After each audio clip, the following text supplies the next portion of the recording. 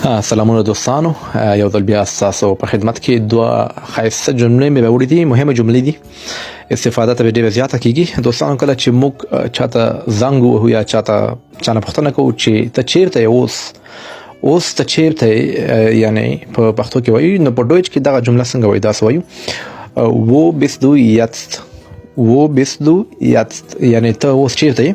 د مثال په تور زه جواب ورکوم، په پښتو کې وایم، مثال وایم، زه په بانوف کې یم، یعنی د ریلګاډي په تمځای کې یم. په الماني ژبه کې وایو ich bin in der Bahnhof، ich bin in der Bahnhof، مطلب زه د اورګاډي په تمځای کې یعنی په بانوف کې یم. دوستانو تاسو کولای شئ یوټیوب ته ورشئ، هلته هم دغه ویډیوګانې شته ده او خپلې پوښتنې مو په کمنټ کې ولیکئ. انشاءالله تاسو ته به زه وخت سره جوابونه درکوم او اکاونټ در سره هم فالو کړئ. مننه.